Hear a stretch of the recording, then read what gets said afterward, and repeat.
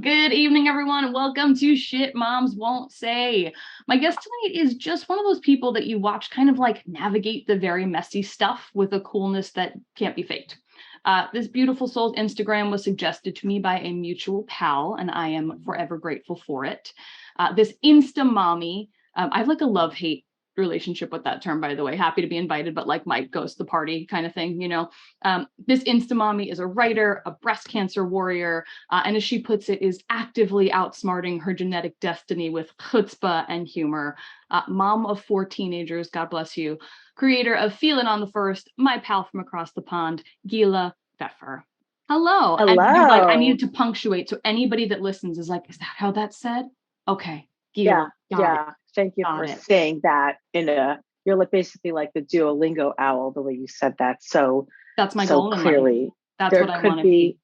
No mistaking how to pronounce my name. And thank you for that intro. And I mean, you made me sound like a person I want to hang out with. I sound pretty great. So thanks for that's kind of my job, right? It's like, because I've had some people on here and it's not you. We were actually just talking a little shit before this, right? Every now and then you get somebody on that you're like, oh God, this is like being at the dentist.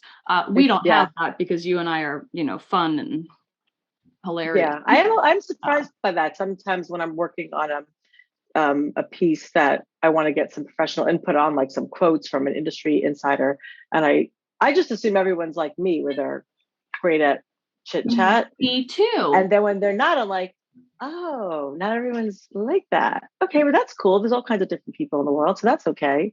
And then I just do all the talking. So no probs. There are people like other people who can dominate conversations. And I didn't know that was a thing because all of my friends are theater folk. So all of us can't shut the fuck up. So you put me in a room with anybody that's not in that like adjacent, creative writer, theater, any of that. And they don't like joke around and talk about their shit and stuff. And you're like, what do you guys talk about? What do you guys talk about? I can't think of anything more fun than being in a room full of theater people. Like, how much fun would that be? Just everybody sort of. It's disgusting. It's disgraceful. I mean, the things that we talk about, it's disgusting. But I don't always remember that not everybody talks that way.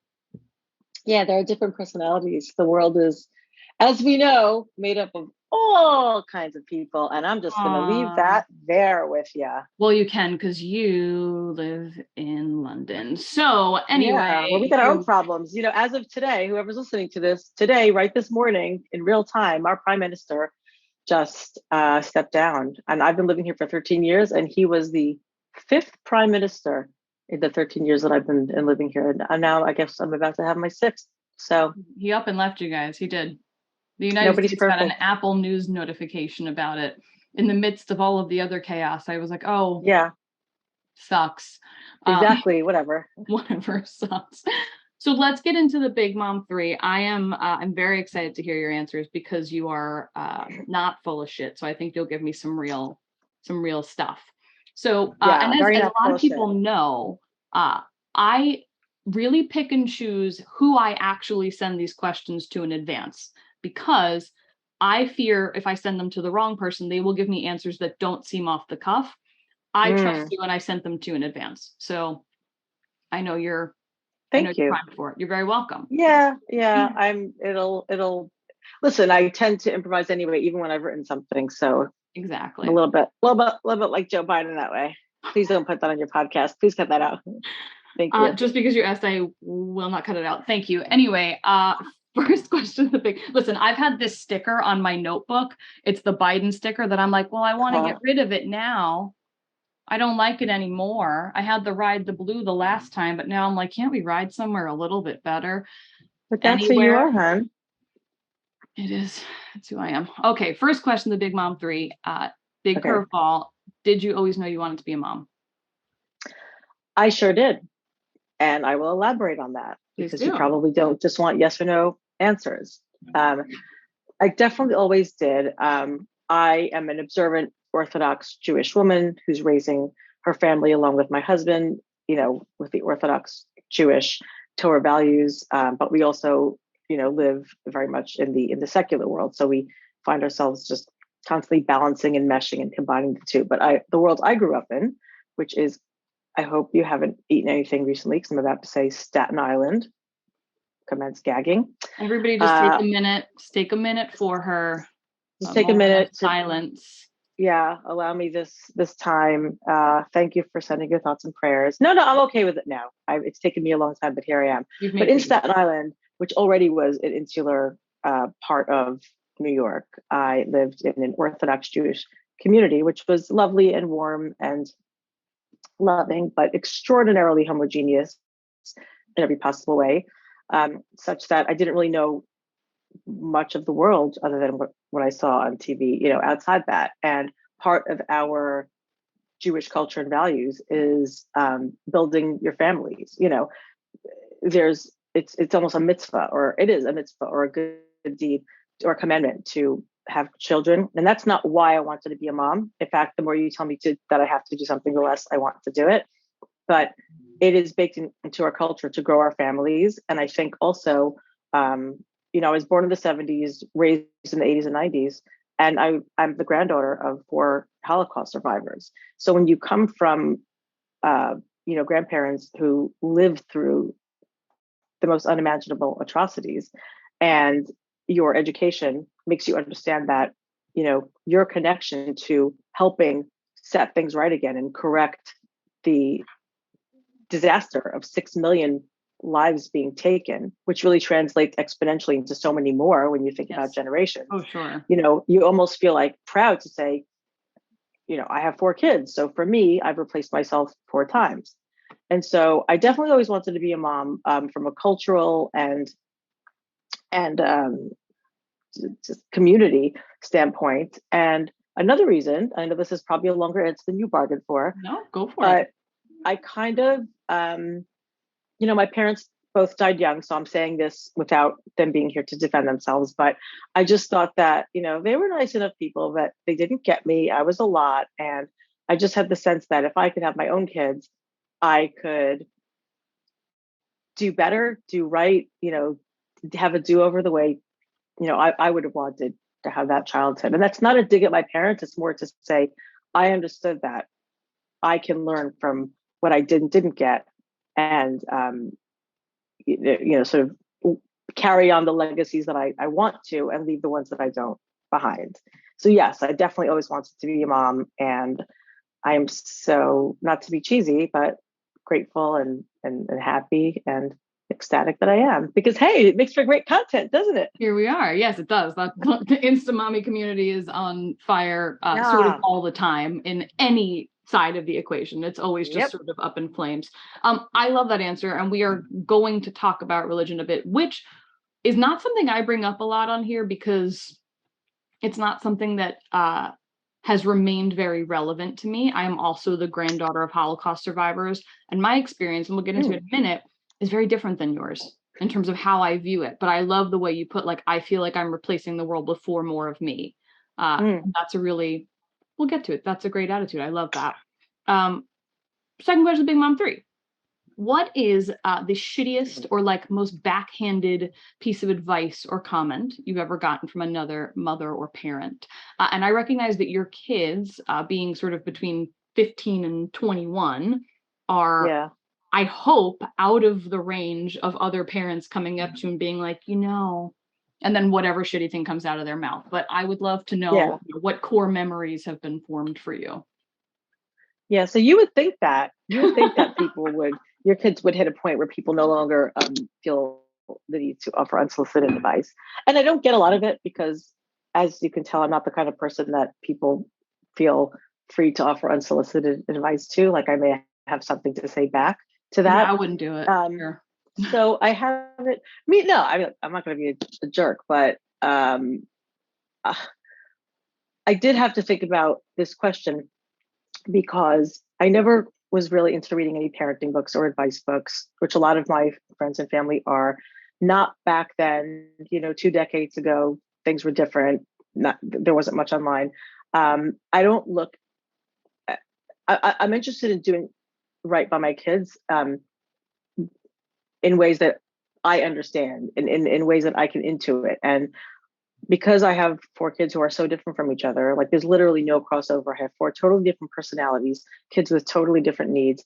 I've never been one to really seek that advice. But so even when talking to my friends and commiserating and just trying to support each other while we were in the trenches, there wasn't any what I would say shitty or bad advice that I got, or at least not that I remember. I might have just blocked it out. Yeah. I have an incredible power to block it out. I will say though that my mom would say to me, and again, not fair because she's no longer with us, but still, like I learn as much from the things that I don't agree with and don't like as I do from, the opposite. And I think that's a tremendously powerful thing to harness in your life. Absolutely. But she would say to me quite a lot that, my friends won't be there for me the way that my family will, but I should always remember to rely on my family and put them first and don't put so much stock in my friends. And this probably would come after I would come home from school saying I had a fight with one of my friends and she let me down, and she was probably trying to be supportive. But even then and still now, I disagree with that. And I know it was coming from a good place, but I disagree. I think family's great, but family has to interview and audition, I think, as much as everybody else has to interview and audition. I don't think you get a pass because you share DNA. I have sought support and counsel and comfort from my friends' parents, as well as my own parents. And I credit other people who are not related to me by blood with some of the best things that I've learned or achieved. So I think it's good to know who your people are, whether they're in your family or they're not. And I think friends can be that as much as family, sometimes more. I could not agree with the sentiment more. I know, hon. I heard your podcast. I know you're shaking your head. Yes. I shake my head very much. Yes. You create your family. And I love how you said they have to interview and audition in the same way as anyone else. If someone has earned a spot in your life and vice versa, you have to earn spots in other people's lives too, right? We're all toxic in someone's story. Yeah. Super, super important. I think that's a good lesson for anyone to learn. We are raised to say family, blood is thicker than water, and family this and family that. Right? You want to your point, you want to create an environment where it's learned, right? It's learned from past behaviors that maybe you don't want to replicate, or you want to say, I want to do the exact opposite of this. So in theory, in hope, right, you're creating an environment where to your kids, blood will feel thicker than water, hopefully. Maybe, but you're still encouraging of the like, hey, you need a circle. You need a circle of friends. We have a circle of 8 friends. My kids have no idea that they're not related to us. None.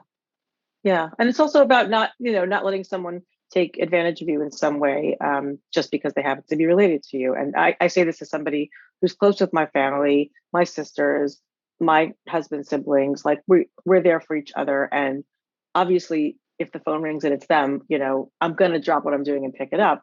Sure. But there are cases in which I don't think that being related to someone lets everything else slide. I think that there are instances. I think we both know what we're talking about, and it's a good way to also establish your self-worth and set boundaries. And all the things that the self-care generation talks about would benefit tremendously from examining who your people are and how they are or are not related to you. Yes, and not just posting memes about it and actually doing it. Anyway, that's just a little tea for everybody. Third question, the Big Mom 3. What is a skill or superpower you had before becoming a mom that you feel has really helped you as a mom? Right. So, God. Right. I mean, I don't know about superpower. I think that so many of my life skills have transferred over to parenthood. Just for a real quick background, I worked full-time for my friend's mom's fashion company straight through college, and I paid for my own college expenses. And therefore, when I graduated, I was already in the workforce. And, I worked in fashion and loved it. And there were lots of different parts of the job that were, less glamorous, less savory, took a lot of resourcefulness and tolerance and what have you. And then I moved to other jobs from there. But even before I had kids, even before I met Phil, that's my husband, obviously, having to support myself and provide for myself and manage all of my own um, paperwork, documents, taxes, bill paying, all that. Like my husband and I joke that I'm the CFO of our household. Like he's not on top of any of this, nothing. We always talk about how that could turn out to be a problem someday if, you couldn't reach me for whatever reason. But, definitely having life skills in general translates well into the running of a household and the day-to-day grind of managing, multitasking and managing the kids' schedules, budgeting, big skill that transferred. And I think the biggest one is something I inherited from my mom. She was really super creative. And, if you can't fix it with duct tape, a hot glue gun, or a needle and thread, you've got a real problem. Then it's really broken. Then it's really broken. Then so I can pretty much, this one, it's like, get handy and you can solve so many of your problems. So I was able to do a lot of crafty, handy things with them just by having to be a resourceful person in general. So those skills transferred. And I'd say the last one is the art of negotiation. Oh, yes, sure. Yeah, that's one that carried over from my working days, negotiating. It's a good skill. Bartering. Compromising. Yeah, because once they hit a certain age, it's never not a negotiation ever again. So yeah, those are transferable skills. Those are good skills. I like that you had a list of skill sets. A lot of people, and this is to your credit, like a lot of people have trouble giving themselves credit. My therapist works with me on this all the time. She's like, give yourself credit for small things. I love that you were like, no, I'm good at X, Y, and Z. And those are 3 things, 4 things. Let's use and as the 4th. That you're able to say, I have these tangible skills that have moved into parenting, and here's exactly how I've put them to practice. I think that's very cool. Yeah. And you could, if you ask me the opposite question, like, what are your weaknesses? I would have, an 8-mile long list of those. But right.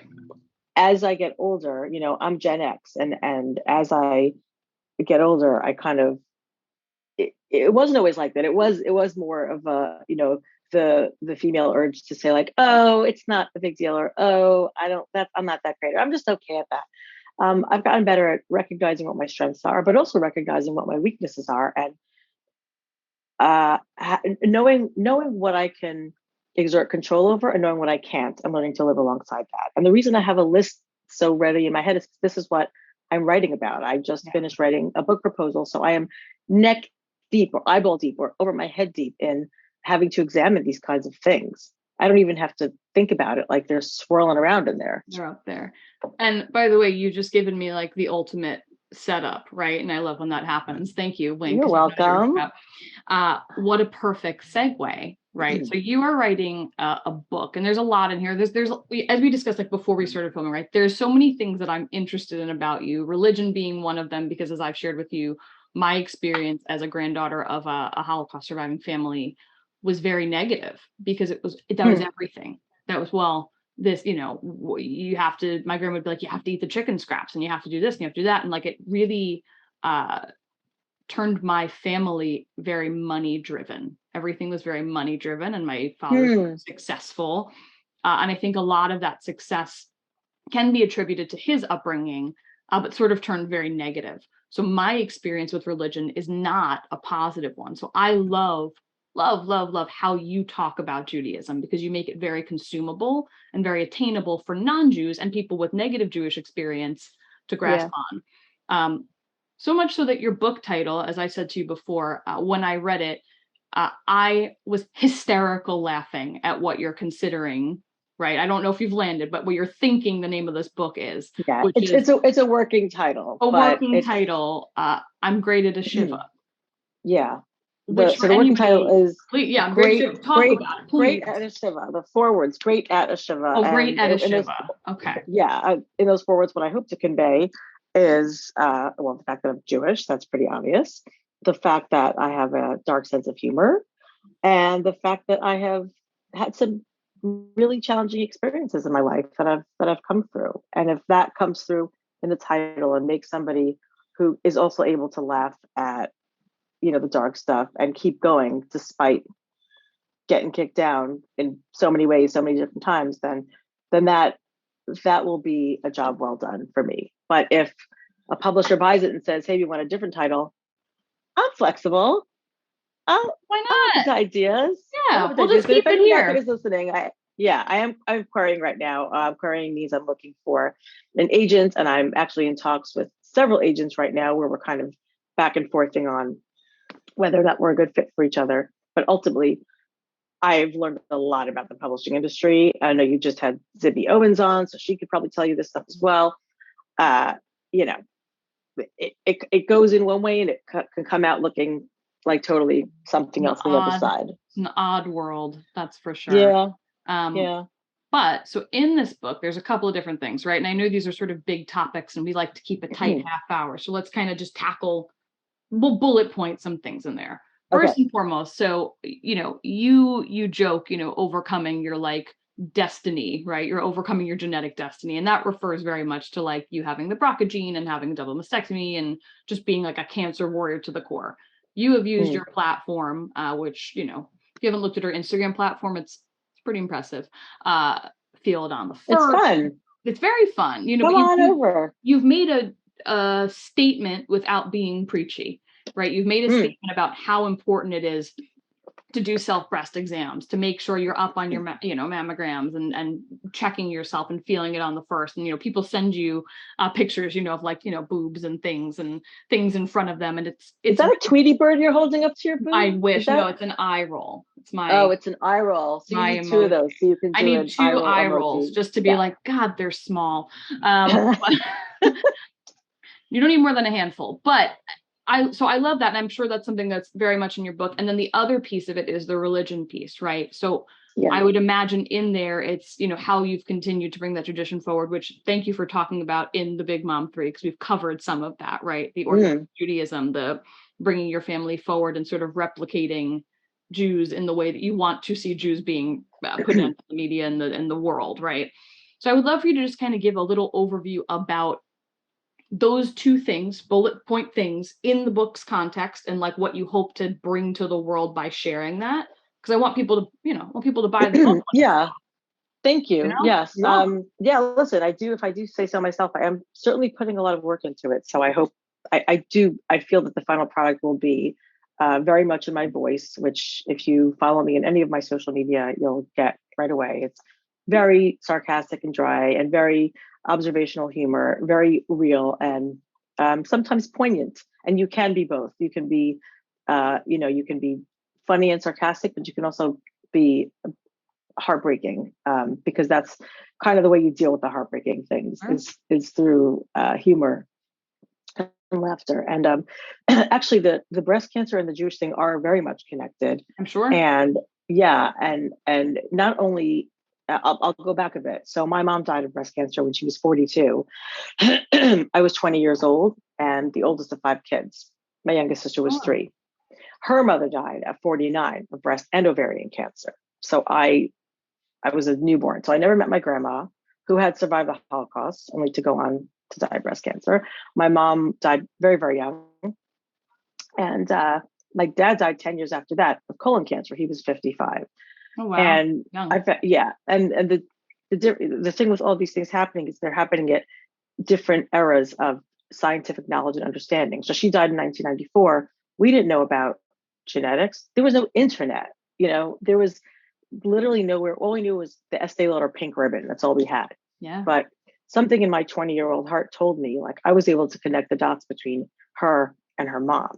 So I felt a bit confused, surprised. Again, these are things I'm working out by writing the book and speaking to my younger siblings and my mom's friends to try to figure out how is it that you didn't see it coming. If your mom died at 49, it means that she had been ill for some time before that. My mom was diagnosed at 40. So something in me said, hey, something's coming for you. You better watch out. And at the time, in 1994, at 20 years old, when I was a junior in college with no money, just trying to pay my bills, and my dad didn't have anything to give me, and I had 4 younger siblings to sort of set an example for on many different levels, I was like, okay, I have to do breast self-exams. We know about that. and I have to go see a doctor regularly. We know about that. Yeah.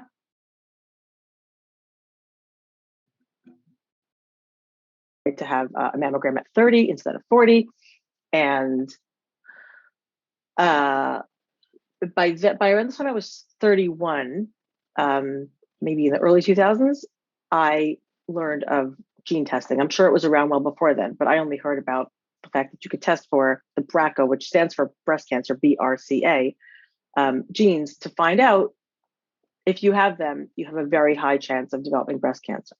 Well, even without the gene, didn't take a rocket scientist to figure out that, Right, I had pretty high lineage. exposure. It's coming. Yeah, I'm like, I'm not a smart woman, but I know what is coming for me. And also, so by the time I was 30, my dad died. My grandparents had died. At 30, I was the oldest living member of my entire family. So understand that you're looking at a person who, for 18 years, has been the oldest person in her whole entire family, which means, to connect that a bit to the Holocaust, you can say, obviously, I'm not comparing them, but it's the idea that we're starting over again. Like, here we go again. We are the 5 siblings is all we've got.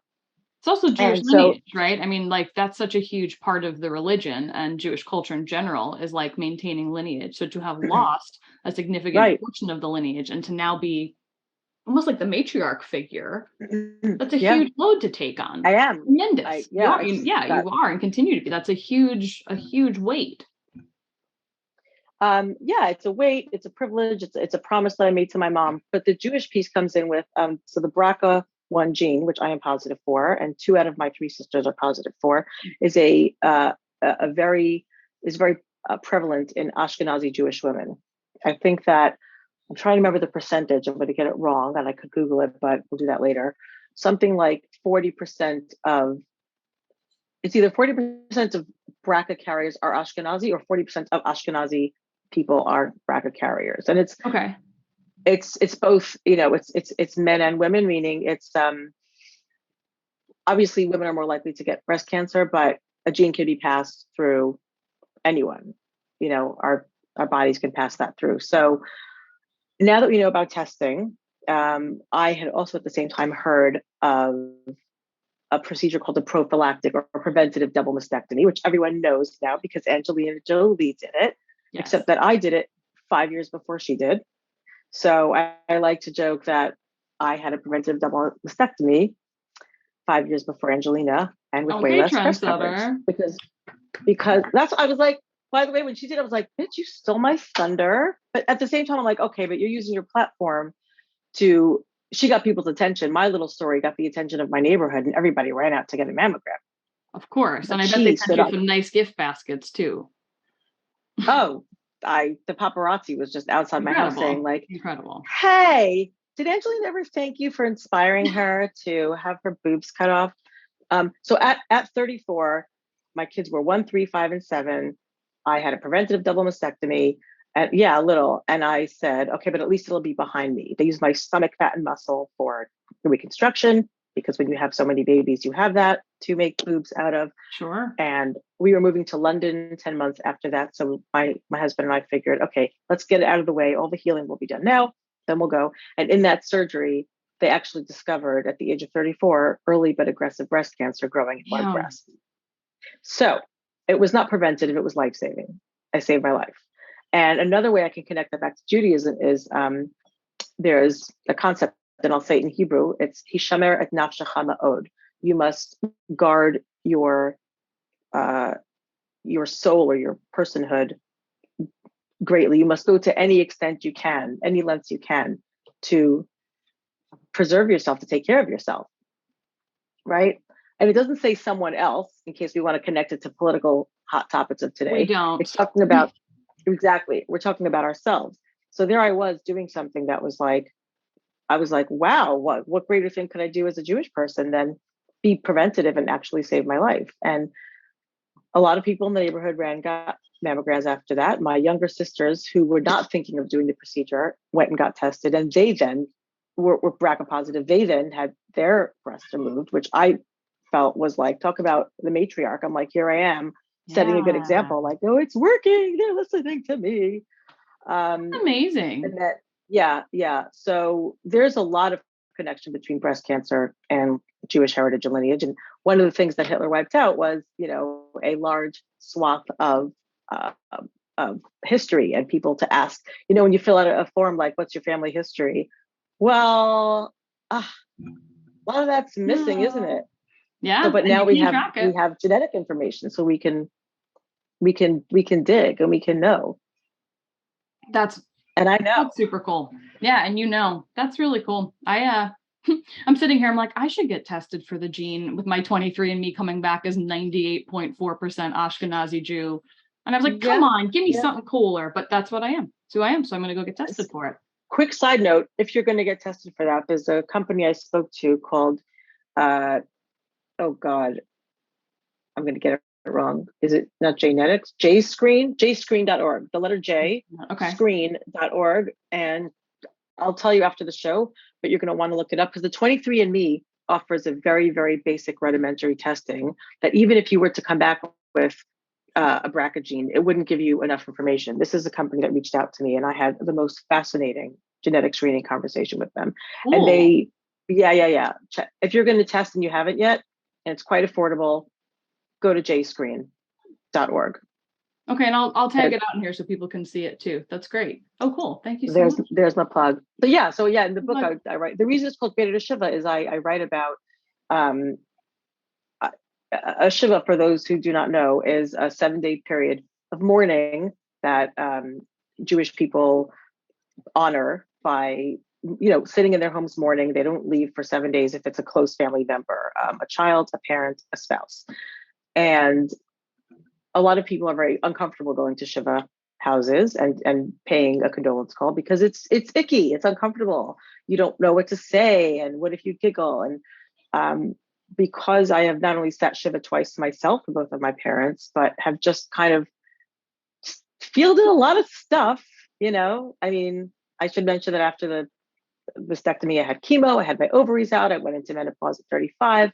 So the upside of that is that you've become very comfortable in uncomfortable situations. So if ever there is, unfortunately, a house of mourning that people want to go pay a condolence call to, and it's my friends in the neighborhood, they're likely to say, "Oh, when are you going, Gila? Let's go together," because I am great at a Shiva. Oh, God, the title is so. And that's what it's about. It's about getting. Listen, there are things you can control, things you can't. You got to get comfortable with the things that you can't, and you got to keep on going with the things that you can. And interestingly, my book is very much about bodily autonomy. And I chose to take my breast off. I then chose to have my ovaries removed for the sake of my life. So these are things that, even though I did them 13 years ago, they're big, important, life-saving issues. Yes, and that we'll were just your not go any further. Choice to make. Yeah. Yes. Yeah, my choice. Your choice to make. Very important. Bodily autonomy. There's sort of nothing if you don't have control over your own body. Yeah, but having a choice, having choice in general is a very empowering and good thing. Incredible. Well, I can't wait till the right person picks up the book, and I can't wait until I can then pick up the book and read it. It sounds amazing, and I hope that nobody steals that title from you or says that you can't use it, because it's really, really good. Oh, you're right. I should do a URL before you publish this episode. Just a little one, just in case. You do work in marketing, don't you? Maybe. Good. Good. A Jew in sales and marketing. I got you, girl. You better create a URL real fast for that. Come on. Who would have thought? I have to make a little note for myself. You just write up a little standard agreement, no problem, and you just, this is mine, trademark. There you go. Yeah, no, because I have a website. My website is The Mom Who Knew Too Much, but I also, because that used to be the name of my handle. But when I moved away from parent content to more, bigger themes, broader themes around breast cancer and Judaism and second acts and, leaning into yourself and not being fake, but liking the way you look and all that, I changed my handle to Gila Pfeffer, and I also bought the gilapfeffer.com URL. But you are right. There you go. Thanks for the tip. You're very welcome. Let's start to wrap it up, my friend. So I have two final questions for you, both fun, one deeper than the other. So the first one, your children are a little bit older. They're, teen to early 20s. What is something with your children at their current age, product, a thing, a feeling, a thought that you cannot live without?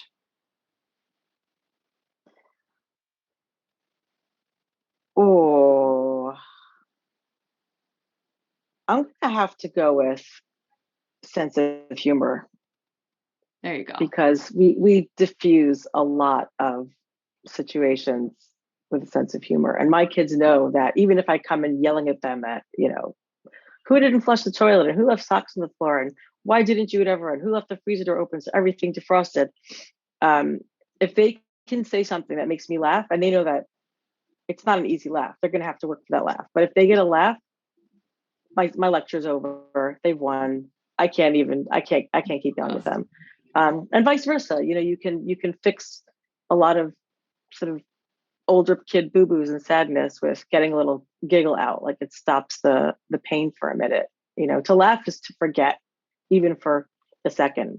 And when you're dealing with some tough stuff, never underestimate the power of humor. Humor is forever. Yeah, humor is forever. Should get a website about that too. Humorisforever.com. Last question. Yes. What is something that you know now that you wish you knew before becoming a mom? And more importantly, if you knew it, would you have believed it? God, so much stuff. I'm a lot to unpack. So much smarter today than I was then. I think I'm going to go with two things. One is the idea of getting parenting right, because there is no such thing. And, the idea of good parent and bad parent, there's no such thing. There's just you every day, every minute, trying to be a better version of yourself and trying to make the right decisions, and knowing that your kids are human and that you can apologize and they can apologize and you can move on from there. I literally just an hour ago had this sorry interaction with one of my kids, and it was very civilized. So there is no right way. It's trying to meet them where they are without letting them steamroll you. And the other thing is, having grown up in the age of Melanie Griffith's Working Girl. Sure. I wish I would have known then that the whole having it all idea is an absolute crock of shit. It does not exist. Mm-hmm. There's no having it all. A friend of ours once said, you can have you can have everything. You just can't have it all at the same time. And it's true. That's true. Something's got to give. So right now, I was a stay-at-home mom for 15 years. I put my career on ice. I am now writing, and I'm doing it pretty much full time. And my kids know that this is my career, and they've had to adjust a lot to giving me my space, doing things for themselves. And I mean, a lot of big things, forgiving me for sometimes slipping where I would have been super mom before, and now I'm like mediocre mom, but they understand what it's for, and they understand that I'm doing this for me, which ultimately benefits them. So yeah, there's no having it all. That's baloney. You just got to keep prioritizing, and the priorities will always be shifting. It's like, that game where people put their hands on top of each other's hands. Okay, so one day you're the top hand and one day you're the bottom hand, and you kind of take turns and you triage it, and that's okay. Not everything can be at the tippy top of the platform all the time. And now I know that today, so I'm passing that along.